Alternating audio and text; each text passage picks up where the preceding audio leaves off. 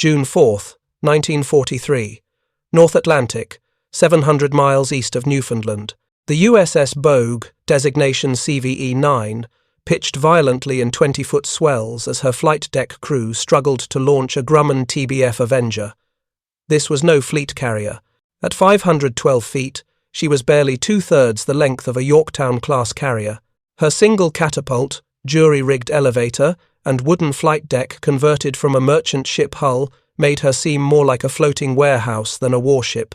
Japanese naval intelligence reports circulating through Combined Fleet Headquarters in Truk had dismissed these vessels as emergency conversions, evidence of American desperation rather than strength. Admiral Yamamoto himself had reviewed assessments concluding that escort carriers lacked the speed, aircraft capacity, and survivability to meaningfully impact naval warfare.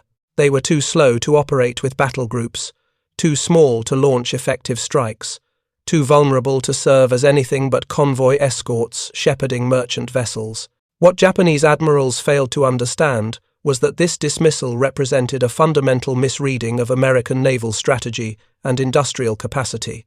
The escort carrier, mocked as inadequate by officers trained to revere the striking power of fleet carriers, would prove decisive in a campaign the Japanese never anticipated fighting. Within 18 months, these humble vessels and their determined crews would systematically destroy the submarine force that Japan depended on for strategic warfare. The very limitations Japanese planners saw as weaknesses, small size, mass production, merchant ship origins, were precisely what made escort carriers effective at the mission they were designed to perform. Every escort carrier operating in the Atlantic and Pacific represented not American weakness, but American understanding that modern naval warfare required specialized vessels optimized for specific missions, rather than multi-purpose fleet units. If you're enjoying this deep dive into the story, hit the subscribe button and let us know in the comments from where in the world you are watching from today. The Japanese Navy of 1943 operated according to decisive battle doctrine, refined through decades of study and war planning. This philosophy, inherited from Admiral Togo's victory at Tsushima in 1905, held that naval supremacy would be determined by climactic engagements between battle fleets. Aircraft carriers were valued primarily for their ability to strike enemy capital ships before surface engagements commenced. Fleet carriers, large, fast vessels carrying 70 to 90 aircraft, were the embodiment of this doctrine. Carriers like Akagi, Kaga, and Shokaku represented Japan's commitment to aviation as the decisive striking arm. Their aircraft would locate and cripple enemy battle fleets, enabling Japanese surface forces to complete the destruction. This operational concept emphasized concentration of force, speed of maneuver, and overwhelming firepower at the critical point. Submarine warfare received far less attention in Japanese naval planning. Submarines were assigned fleet support roles, scouting, attacking damaged capital ships, harassing enemy formations. The concept of systematic interdiction of merchant shipping, the campaign that had nearly starved Britain in World War I, held minimal appeal for Japanese strategists focused on decisive battle. This philosophical bias would prove catastrophic. While Japanese doctrine emphasized dramatic fleet actions, American submarines were systematically strangling Japan's maritime economy. Japanese merchant losses mounted steadily throughout 1942 and 43. Oil tankers from the Dutch East Indies, freighters carrying raw materials from conquered territories, transport vessels supplying island garrisons, all became targets for American submarine commanders operating with increasing effectiveness. Japanese anti-submarine warfare remained primitive compared to Allied developments. Escort vessels were few, poorly equipped with sonar, and inadequately trained. Air coverage over convoy routes was sporadic. The Imperial Japanese Navy had prioritized offensive striking power over defensive convoy protection, leaving merchant shipping vulnerable to systematic attrition that would ultimately prove more damaging than any surface engagement. American naval doctrine had taken a fundamentally different path. The United States Navy, shaped by two ocean commitments and Britain's experiences in the Atlantic, understood that controlling sea lanes required sustained presence over vast ocean areas. This mission demanded large numbers of vessels rather than concentration of power in a few elite units. The escort carrier concept emerged from these requirements. In 1941, as German U-boats devastated Atlantic convoys, the Royal Navy desperately needed air coverage in the mid-Atlantic gap, where land-based aircraft could not reach. Converting merchant vessels into small carriers offered a solution that could be implemented quickly using existing industrial capacity. The first escort carrier, HMS Audacity, entered service in June 1941. Converted from the captured German merchant ship Hanover, she displaced 10,400 tons and carried 6 fighters. Her career lasted only 6 months before a U-boat sank her in December 1941, but she demonstrated that even minimal air coverage dramatically improved convoy survival rates. American shipyards embraced the concept with characteristic industrial enthusiasm. The Maritime Commission identified C-3 cargo ship hulls suitable for conversion. These vessels, already in production for merchant service, could be modified into carriers without disrupting warship construction programs. The conversion process was remarkably efficient. A merchant hull would be modified with a flight deck, hangar deck, catapult, and minimal armament, creating a functional aircraft carrier in months rather than years required for purpose-built fleet carriers. The first American escort carrier, USS Long Island, commissioned in June 1941, proved the concept viable. She was followed by USS Charger, used primarily for training, and then by mass production of 2 classes that would define escort carrier operations. The Bogue class, built on C-3 hulls, displaced 11,420 tons and carried 28 aircraft. The Casablanca-class, purpose-built rather than converted, became the most numerous carrier class ever constructed, with 50 vessels completed between July 1943 and July 1944. These production numbers reflected American industrial capacity operating at peak efficiency. Kaiser Shipbuilding's Vancouver yard could complete a Casablanca-class carrier in an average of 3 months from keel laying to commissioning. By comparison, a fleet carrier required 2 to 3 years to build. This production rate meant that losses could be quickly replaced and that sufficient numbers could be built to provide air coverage wherever needed.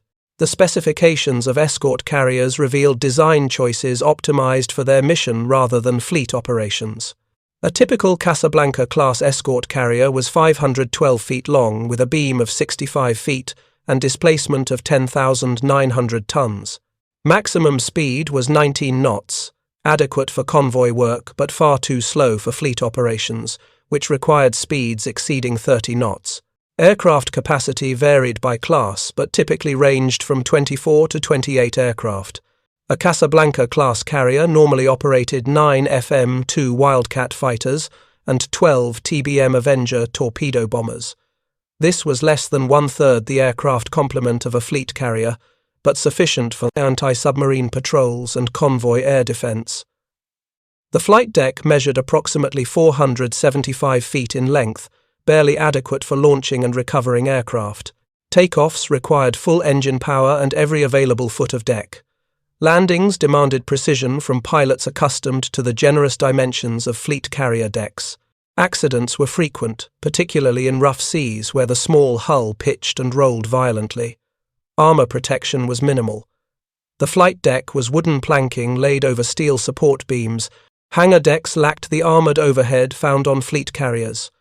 Hull plating was merchant ship thickness, adequate for structural integrity but offering no protection against torpedoes or bombs. A single torpedo hit could prove fatal, as Japanese admirals correctly assessed. Defensive armament consisted primarily of anti-aircraft guns. A typical load included 1 5-inch gun, 16 40mm Bofors guns, and 20 20mm Oerlikon cannons. This was adequate against aircraft but useless in surface engagements. An escort carrier could not defend itself against even destroyer-class vessels, much less cruisers or battleships. These limitations seem to confirm Japanese assessments that escort carriers were emergency expedients rather than effective warships. Japanese intelligence reports noted the slow speed, light armament, and vulnerability, concluding that these vessels represented American industrial capacity producing quantity without quality. What these assessments missed was that escort carriers were designed for missions where these supposed weaknesses were irrelevant. Anti-submarine warfare required sustained air coverage over convoy routes and patrol areas. Speed was less important than endurance, and the ability to maintain aircraft aloft for extended periods. Heavy armament was unnecessary when the primary enemy was submarines attacking from beneath the surface. Vulnerability to surface attack mattered little when operating in zones where enemy surface vessels could not reach. The tactical employment of escort carriers reflected clear understanding of their capabilities and limitations.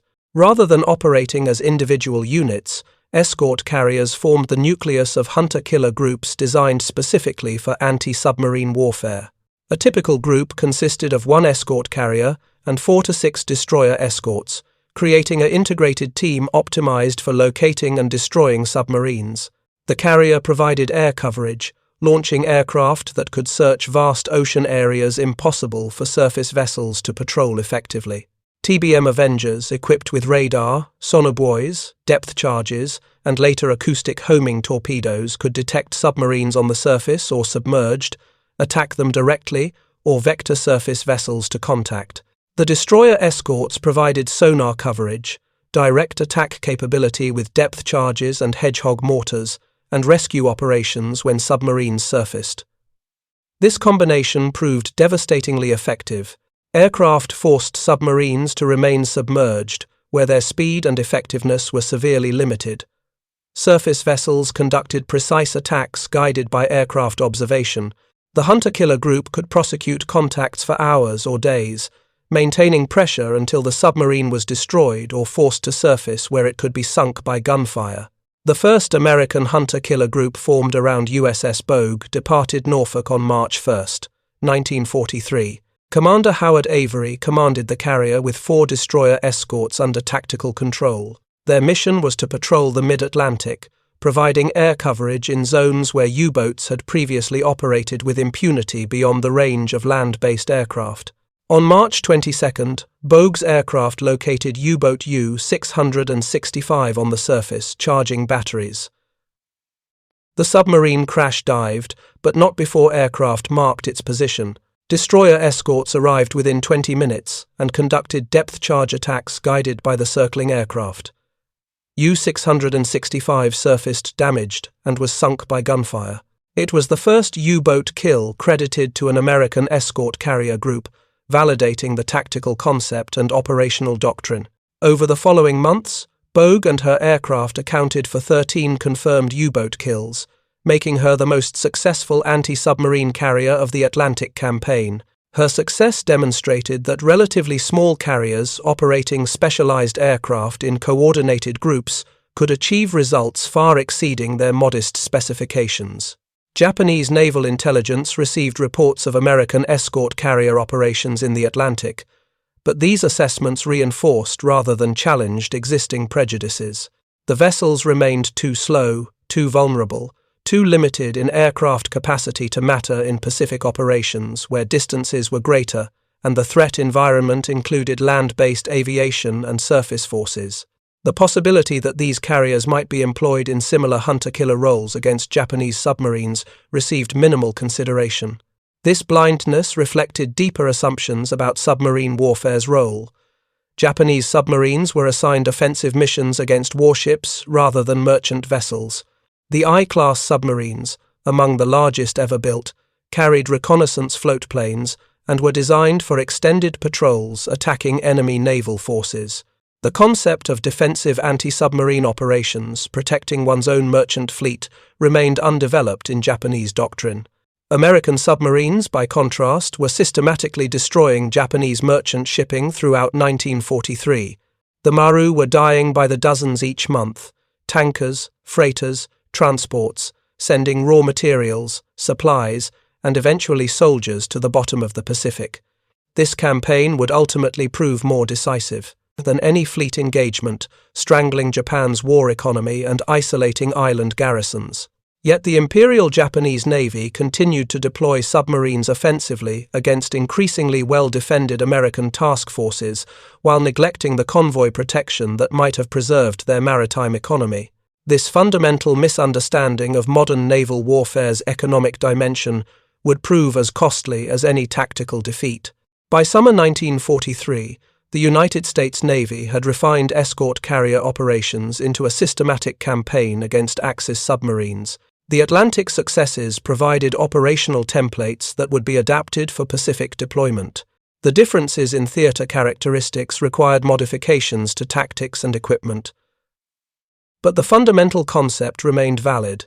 Sustained air coverage over vast ocean areas would force submarines to remain submerged, reducing their effectiveness and creating opportunities for destruction. The training regimen for escort carrier crews reflected the specialized nature of their mission.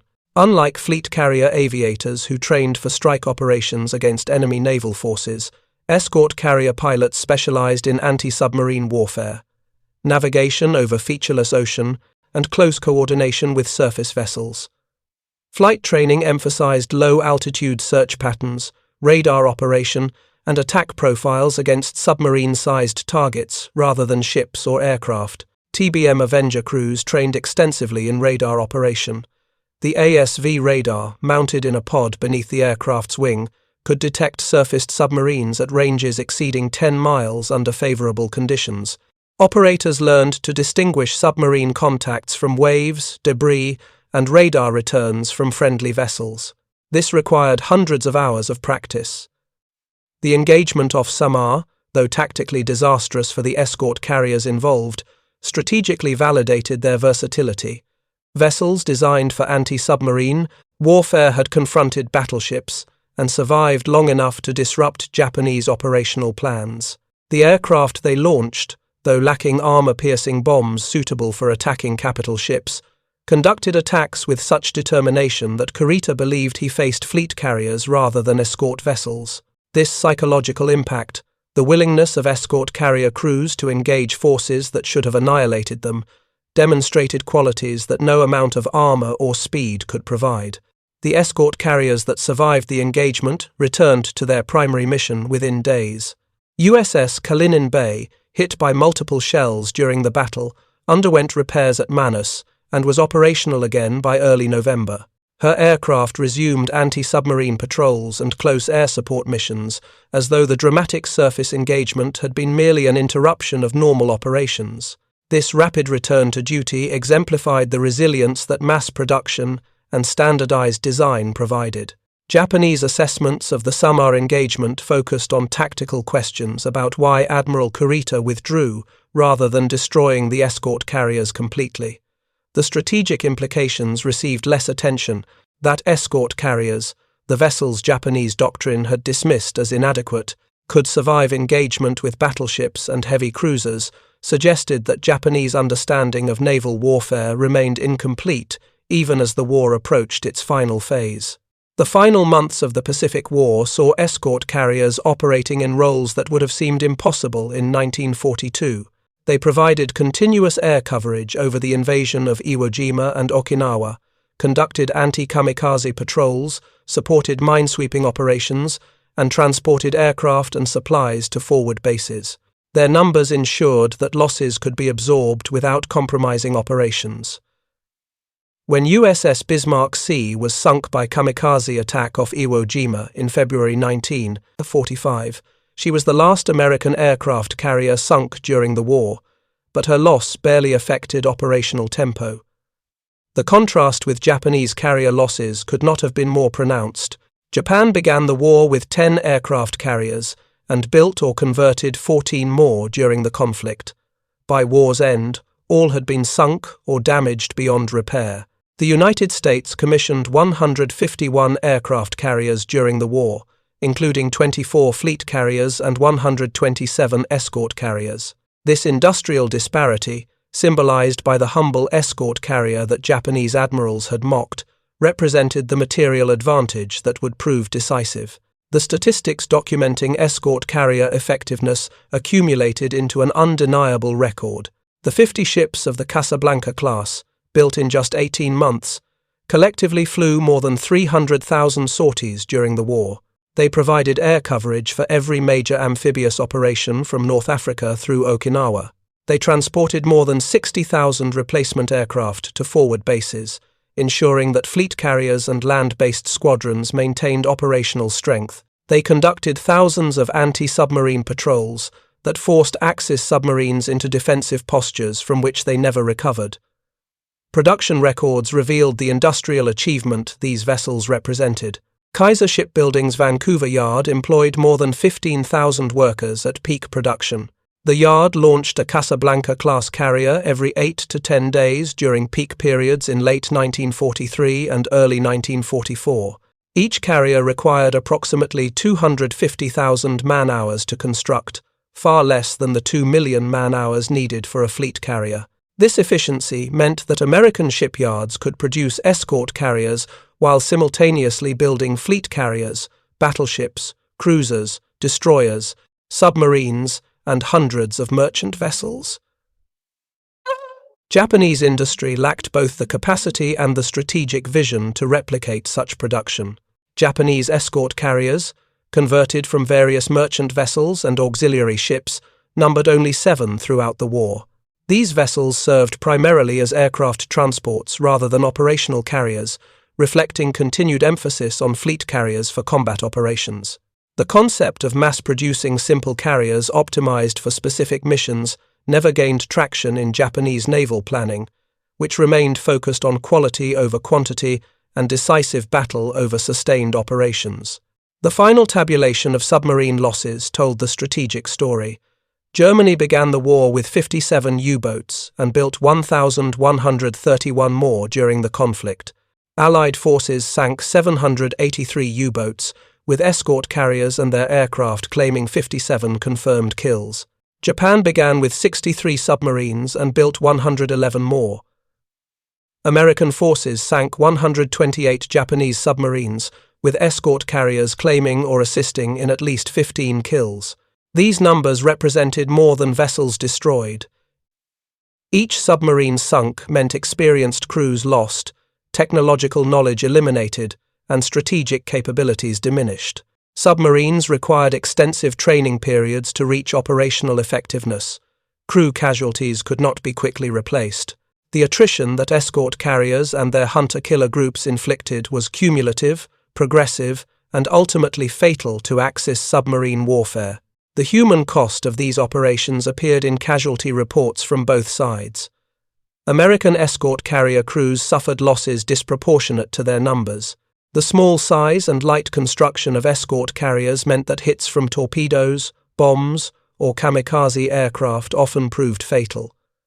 5 escort carriers were sunk during the war, with total casualties exceeding 700 killed. Yet these losses, though tragic for the crews and families involved, represented acceptable attrition given the strategic results achieved. Japanese submarine crews faced far higher casualty rates. Of approximately 15,000 Japanese submariners who served during the war, fewer than 3,000 survived. This 80% casualty rate exceeded losses in any other branch of Japanese military service. The sustained pressure that escort carrier hunter-killer groups maintained contributed directly to these losses, forcing submarines into situations where survival became increasingly unlikely. The psychological dimensions of sustained anti-submarine operations emerged in post-war interviews with survivors from both sides. American escort carrier crews described the satisfaction of prosecuting contacts to successful conclusions, the frustration when submarines escaped after hours of searching, and the grim awareness that each kill meant dozens of enemy sailors drowning in waters hundreds of fathoms deep. The moral complexity of anti-submarine warfare, where victory meant causing slow death by drowning or crushing at depth, affected some crews deeply despite their professional commitment to the mission. Japanese submarine survivors described experiences that bordered on psychological torture, being hunted for hours or days, unable to surface, unable to fight effectively, waiting for the next depth charge pattern while air supplies diminished and battery power drained, and created stress that exceeded most combat experiences. Some survivors reported that crew members had collapsed from fear and exhaustion before their submarines were finally sunk. Others described captains who had become increasingly erratic under sustained pressure, making decisions that endangered their vessels further. The post-war analysis conducted by the United States Strategic Bombing Survey examined all aspects of the Pacific War, including naval operations. The survey's assessment of escort carrier effectiveness concluded that these vessels had achieved strategic impact far exceeding their modest specifications and original mission parameters. The report noted that escort carriers had proven adaptable to multiple roles, had been produced in quantities that ensured sustained presence throughout all theaters, and had demonstrated that specialized vessels optimized for specific missions often achieved better results than multi-purpose vessels attempting multiple roles. Japanese post-war analyses reached similar conclusions from the opposite perspective. The reports prepared for Allied occupation authorities acknowledged that Japanese naval doctrine had underestimated the importance of convoy protection, anti-submarine warfare, and sustained air coverage over extended ocean areas. The dismissal of escort carriers as inadequate emergency conversions had been based on assumptions about naval warfare that proved incorrect when tested by combat experience. Most critically, Japanese naval officers recognized in retrospect that their doctrine's emphasis on decisive battle had blinded them to the economic warfare that ultimately proved decisive. While Japanese submarines conducted offensive operations against increasingly well-defended American task forces, American submarines and anti-submarine forces systematically destroyed Japan's merchant fleet and the submarines that might have protected it. By the time Japanese planners recognized this strategic error, circumstances made correction impossible. The transformation in naval aviation doctrine that escort carriers represented extended beyond their immediate wartime impact. Post-war carrier development incorporated lessons learned from escort carrier operations, the principle that specialized vessels optimized for specific missions could be more effective than fewer multi-purpose vessels influenced carrier design through the Cold War era. Light carriers, helicopter carriers, and amphibious assault ships all traced conceptual lineage to the escort carriers of World War II. The Korean War saw surviving escort carriers return to active service, providing close air support for United Nations forces and conducting anti-submarine patrols. Several remained in service through the 1950s, with the last, USS Sicily, not decommissioned until 1954. Their longevity demonstrated that vessels initially conceived as emergency wartime expedients had genuine operational value in sustained peacetime service. The industrial legacy proved equally significant. The production techniques developed for escort carrier construction influenced post-war shipbuilding throughout American industry. Modular construction, prefabrication of major components, and assembly line methods refined during escort carrier production were applied to merchant ship construction in the post-war period. Kaiser Shipbuilding, which had produced 50 Casablanca-class carriers, transitioned to merchant vessel construction using the same techniques, helping establish American dominance in commercial shipbuilding through the 1950s. The strategic lesson that emerged from escort carrier operations resonated through subsequent decades of military planning. Quantity has a quality all its own when vessels are adequate for their assigned missions. The American approach of producing large numbers of specialized vessels designed for specific roles proved more effective than the Japanese and German emphasis on fewer but more capable multi-purpose vessels. This lesson would be repeatedly validated in subsequent conflicts, where sustained presence and operational tempo mattered more than individual vessel capabilities. The human stories behind these strategic outcomes remained largely unknown to the public. Escort carrier crews received less attention than their fleet carrier counterparts, who conducted dramatic strikes against Japanese targets. Anti-submarine warfare lacked the photogenic drama of carrier aviation strikes or surface engagements. The escort carrier sailor who maintained monotonous patrol stations day after day, searching vast ocean areas for submarines that might never appear, epitomized unglamorous but essential military service. Yet these sailors understood their contribution. They knew that every submarine located and destroyed meant merchant vessels that would reach port safely, supplies that would arrive at forward bases, and operations that could proceed without interruption. They recognized that their unglamorous mission protected American logistics from the attrition that had nearly defeated Britain in the Atlantic. Their professional pride came not from dramatic victories but from sustained effectiveness at missions that required patience, technical competence, and determination to prosecute contacts, regardless of conditions or duration. Commander Daniel Gallery, who had commanded USS Guadalcanal during her capture of U-505, later wrote that escort carrier operations represented American industrial democracy applied to naval warfare, the same society that had mass-produced automobiles, appliances, and consumer goods, applied those techniques to producing warships in quantities that overwhelmed enemies who still built vessels as though each was unique. The escort carrier embodied this philosophy: adequate rather than excellent, numerous rather than rare, effective rather than impressive. This democratic approach to military production offended traditionalists in all navies who valued craftsmanship, individual excellence, and the romance of purpose-built warships. Japanese naval officers, trained to revere fleet carriers as floating temples of aviation power, found escort carriers aesthetically offensive as well as militarily inadequate. That these humble vessels proved strategically decisive challenged assumptions about the nature of naval power and the relationship between quality and quantity in modern warfare. The final irony appeared in post-war economic development. Japan's post-war industrial revival emphasized exactly the mass production techniques and democratic industrial philosophy that had enabled American escort carrier production. Japanese shipyards that had struggled to produce 7 escort carriers during the war became post-war leaders in commercial shipbuilding, applying American production methods to achieve efficiency and quality simultaneously. The student had learned from defeat lessons that would enable future success. Standing on the flight deck of USS Midway, now a museum ship in San Diego, visitors can observe the massive scale of a fleet carrier.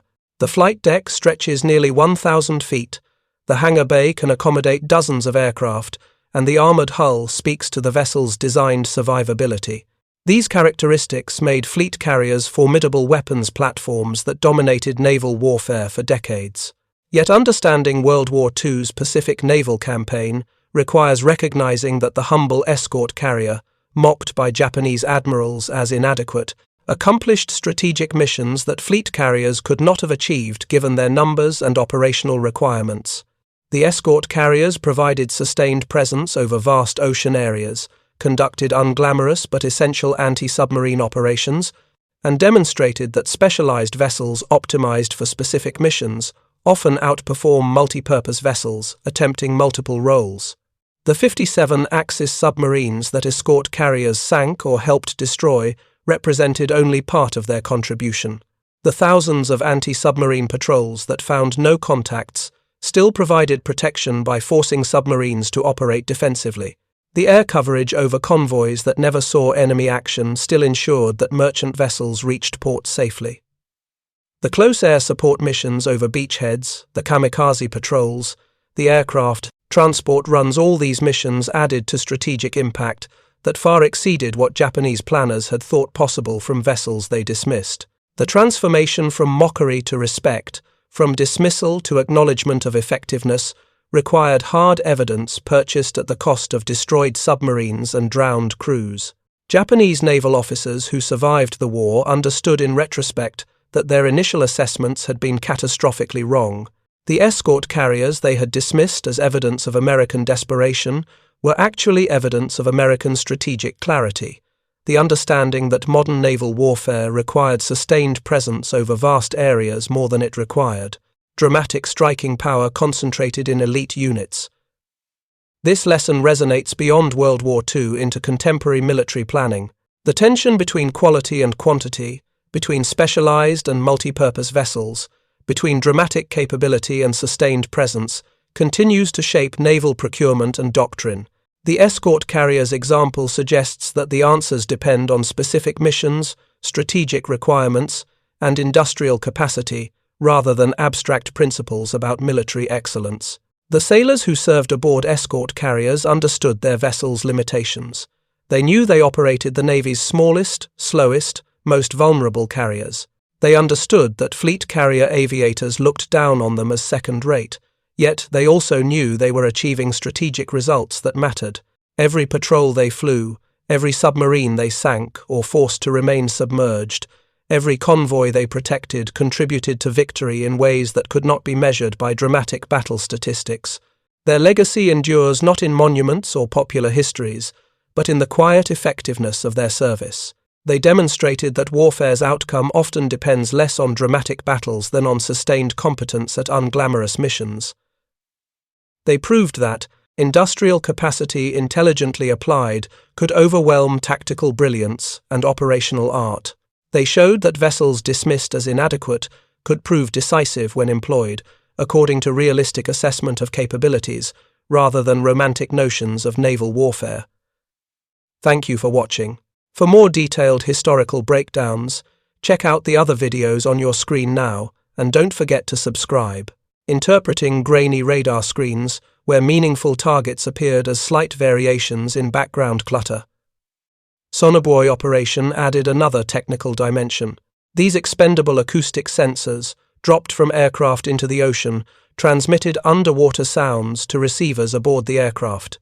Submarine propellers, diesel engines, and even electric motors produced distinctive acoustic signatures that trained operators could identify. Multiple sonobuoys dropped in pattern could triangulate a submarine's position even when submerged, guiding attack runs or vectoring surface vessels to contact. Weapons training emphasized precision delivery of depth charges and later acoustic homing torpedoes. The Mark 24 mine, actually an air-dropped acoustic torpedo, entered service in March 1943. This weapon, code-named Fido, could home on submarine propeller noise, dramatically increasing the probability of kills against submerged targets. Air crews trained in proper release parameters, distinguishing friendly vessel signatures from enemy submarines, and coordinating multiple aircraft attacks. The destroyer escorts that formed the surface component of hunter-killer groups underwent equally intensive training. Sonar operators practiced classifying contacts, distinguishing submarines from schools of fish, thermal layers, and bottom returns. Attack doctrine emphasized sustained prosecution of contacts rather than single depth charge patterns. Hedgehog mortars, which threw patterns of contact-fused projectiles ahead of attacking vessels, allowed attacks without losing sonar contact that depth charges dropped astern would cause. If you find this story engaging, please take a moment to subscribe and enable notifications. It helps us continue producing in-depth content like this. The deployment of escort carriers to the Pacific theater began in earnest during 1944 as production reached its peak and Atlantic requirements decreased following the defeat of the U-boat offensive. The tactical environment differed significantly from the Atlantic. Distances were greater, requiring longer-range patrols. Japanese submarines operated differently than German U-boats, favoring offensive patrols against warships rather than systematic interdiction of merchant shipping. Yet American merchant losses to Japanese submarines remained substantial enough to warrant countermeasures. Between December 1941 and August 1945, Japanese submarines sank 184 American merchant vessels, totaling 1,200,000 tons. While this represented only a fraction of the devastation German U-boats inflicted in the Atlantic, each sinking meant lost supplies, delayed operations, and dead merchant seamen. The USS Guadalcanal, a Casablanca-class escort carrier commissioned in September 1943, exemplified the transition from Atlantic to Pacific operations. Under Captain Daniel Gallery, Guadalcanal operated in the Atlantic through spring 1944, achieving fame for capturing U-505 inches. June 1944, the first enemy warship captured by the United States Navy since 1815. Gallery's aggressive tactics emphasized sustained pursuit of submarine contacts, regardless of sea conditions or operational constraints. His doctrine held that every contact should be prosecuted until the submarine was confirmed, destroyed, or definitely escaped. This aggressive mindset would be replicated by escort carrier groups deploying to the Pacific, where Japanese submarine activity threatened supply lines, supporting the island-hopping campaign. The Battle of the Philippine Sea in June 1944 demonstrated how escort carriers had evolved beyond their original convoy protection role. While fleet carriers engaged Japanese naval aviation in what became known as the Great Marianas Turkey Shoot, escort carriers provided anti-submarine screens, combat air patrol over amphibious forces, and close air support for ground operations. Their flexibility and numbers allowed task force commanders to assign them missions that would have required fleet carriers in earlier operations. USS Anzio, operating off Saipan during the invasion, maintained continuous air coverage over the amphibious transport area throughout daylight hours. Her FM-2 Wildcats intercepted Japanese reconnaissance aircraft, attempting to locate the invasion fleet. Her TBM Avengers conducted anti-submarine patrols that forced Japanese submarines to remain submerged and ineffective. When Marine units ashore requested air support, Anzio's aircraft provided close air support with rockets and bombs, demonstrating versatility that Japanese planners had not anticipated from vessels they dismissed as inadequate. The statistical impact of escort carrier operations became undeniable by late 1944. United States Navy records document that escort carriers and their aircraft were credited with sinking or assisting in the destruction of 57 Axis submarines during World War II. This figure includes both Atlantic and Pacific operations, with 26 confirmed kills by escort carrier aircraft alone, and another 31 where escort carrier groups participated in joint operations with surface vessels or land-based aircraft. These numbers represented significant attrition against submarine forces that both Germany and Japan struggled to replace. Each submarine required months to construct, extensive crew training, and represented substantial industrial investment. The loss of experienced crews was particularly damaging, as submarine operations demanded technical expertise and tactical judgment that could not be quickly replaced. Japanese submarine losses to American forces mounted steadily throughout 1944 and 1945. The Imperial Japanese Navy began the war with 63 ocean-going submarines. By war's end, 128 Japanese submarines had been sunk by American forces, with escort carrier groups claiming direct or assisted credit for at least 15 of these kills. The I-26, a Type B-1 submarine that had participated in reconnaissance operations before Pearl Harbor and later sank the carrier USS Juneau during the Guadalcanal campaign, was herself sunk by destroyer escort USS England in May 1944.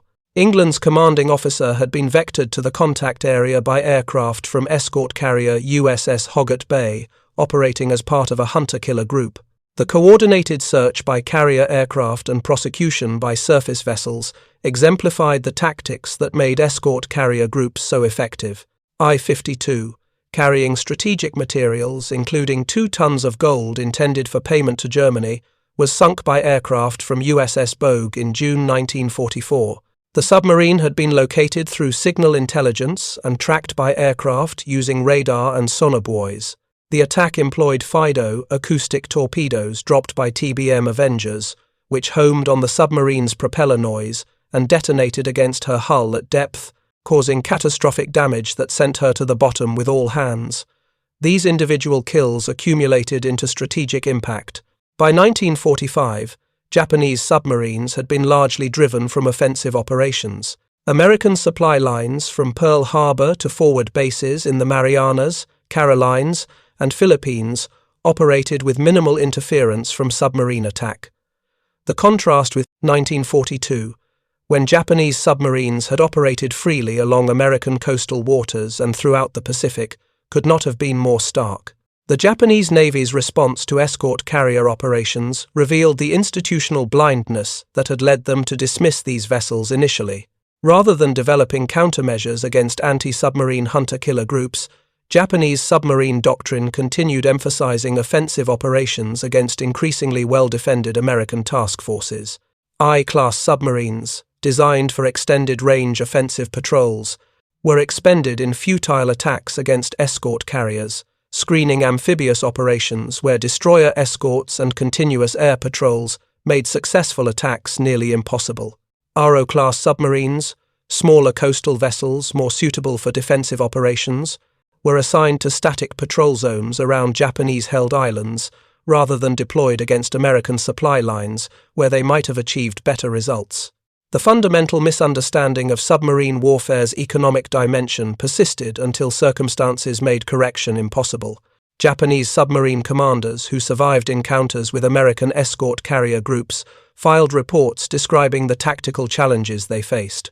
Continuous air coverage forced submarines to remain submerged throughout daylight hours, limiting their ability to charge batteries, ventilate compartments, or maneuver at speeds necessary for intercepting targets.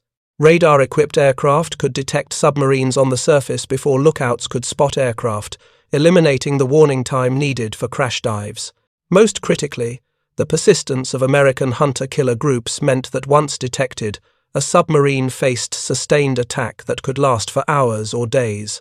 Unlike convoys that passed through an area and moved on, escort carrier groups remained in patrol zones, prosecuting every contact until resolved. Japanese submarine commanders described situations where they were forced to depths approaching crush limits, where battery power drained to critical levels, where air quality deteriorated until crew members collapsed, all while depth charges and hedgehog attacks continued overhead. The psychological toll of this sustained pressure contributed to declining effectiveness even among submarines that survived encounters. Crews that had endured prolonged depth charging exhibited symptoms that would later be recognized as combat stress reaction. Equipment pushed to operational limits suffered mechanical failures that could not be fully repaired at forward bases, lacking proper facilities. The cumulative attrition of sustained anti-submarine operations degraded Japanese submarine capability more effectively than individual sinkings alone could have achieved. By early 1945, American escort carriers had achieved such dominance in anti-submarine operations that their role shifted toward other missions. With Japanese submarines largely neutralized, escort carriers provided close air support for amphibious operations, conducted anti-shipping strikes against Japanese coastal vessels, and served as aircraft transports delivering replacement aircraft to forward bases. This operational flexibility demonstrated that these vessels, initially conceived for the single mission of convoy protection, could adapt to changing operational requirements. The Battle off Samar during the larger Battle of Leyte Gulf in October 1944 provided the most dramatic demonstration of escort carrier capabilities and limitations. Taffy 3, a group of 6 escort carriers with destroyer and destroyer escort screens, encountered Vice Admiral Takeo Kurita's center force, consisting of 4 battleships, 6 heavy cruisers, 2 light cruisers, and 11 destroyers. The resulting engagement saw escort carriers designed for anti-submarine warfare facing the most powerful surface force the Japanese Navy could deploy. USS Gambier Bay was sunk by gunfire from Japanese heavy cruisers, becoming the only American aircraft carrier sunk by naval gunfire during World War II. 2 destroyer escorts and 1 destroyer were also lost in desperate attempts to defend the escort carriers. Yet Taffy 3's aircraft, launching with whatever weapons were available, conducted sustained attacks that contributed to Admiral Kurita's decision to withdraw, despite having overwhelming superiority.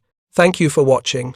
For more detailed historical breakdowns, check out the other videos on your screen now, and don't forget to subscribe.